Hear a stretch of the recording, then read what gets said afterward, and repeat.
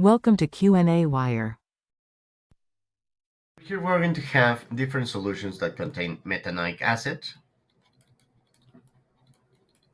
and potassium methanoate,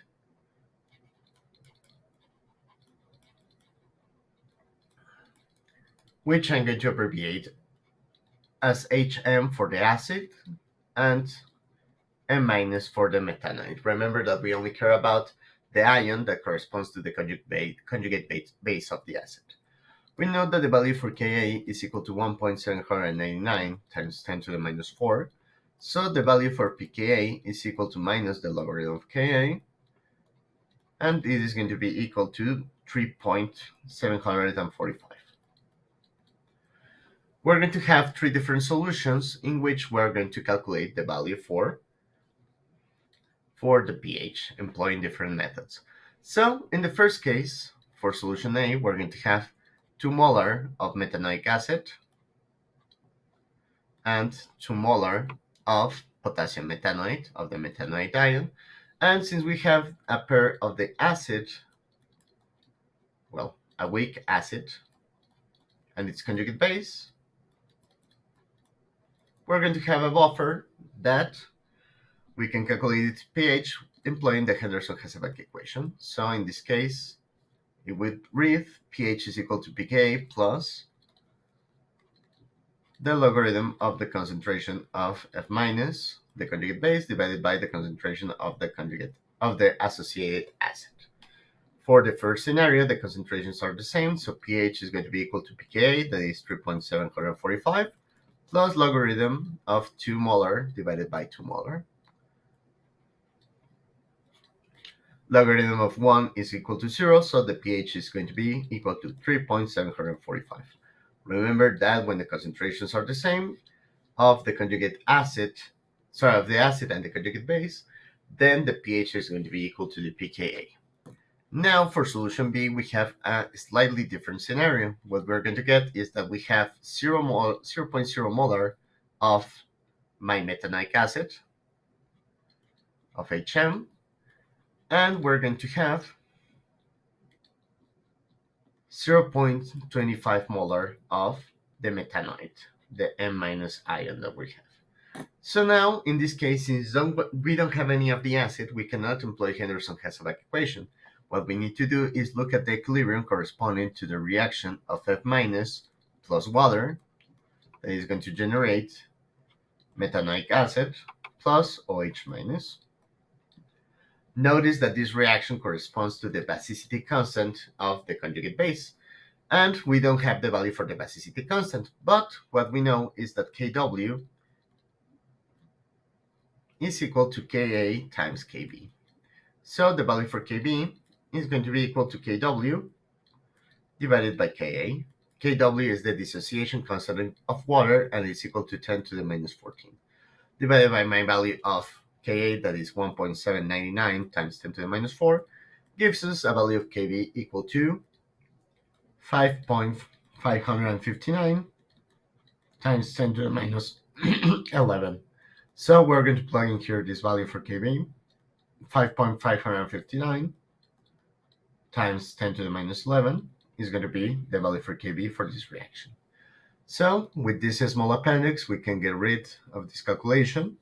You can pause the video on that section to take notes on what we did to get the value for Kb.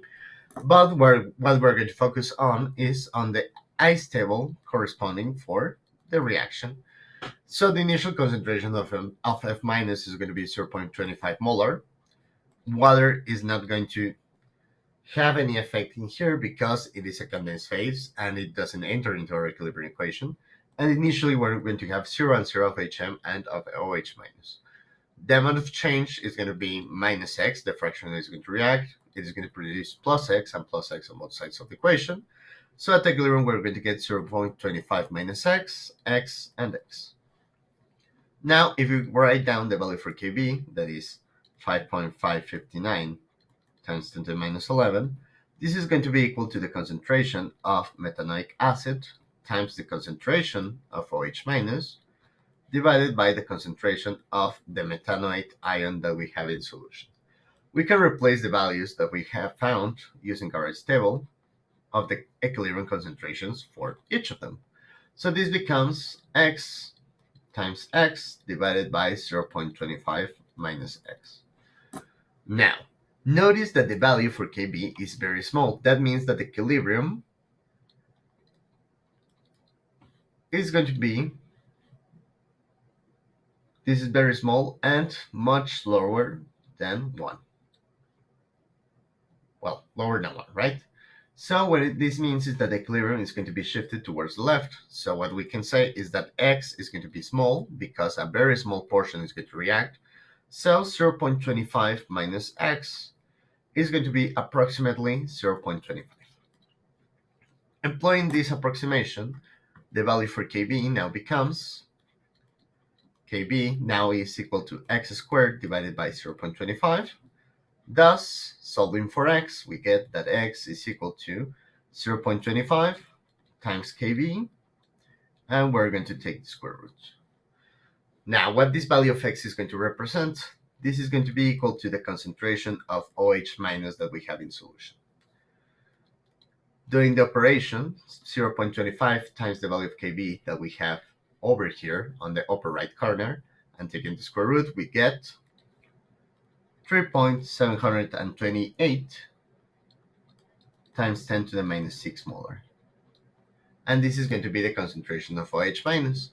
Thus, we can calculate the value for POH, which is minus logarithm of concentration of OH minus. This is going to be equal to 5.43. And the pH, we know that this is equal to 14 minus POH. And is going to be equal to 8.57.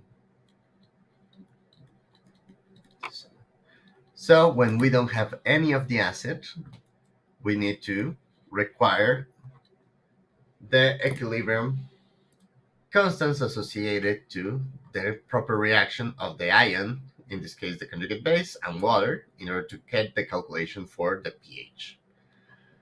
And finally, for the last solution, luckily for us, we can come back to our Henderson-Hasselbalch equation.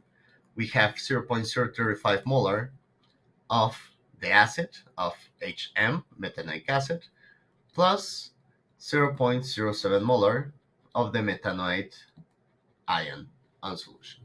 So pH is going to be equal to Henderson-Hasselbalch equation. We're going to repeat this equation over here.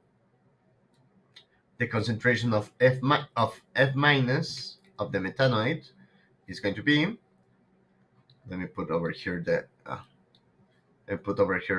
already the logarithm of 0.07 divided by 0.035 plus, and the value for the pKa that we said that was equal to 3.745. 745. So we get 4.046.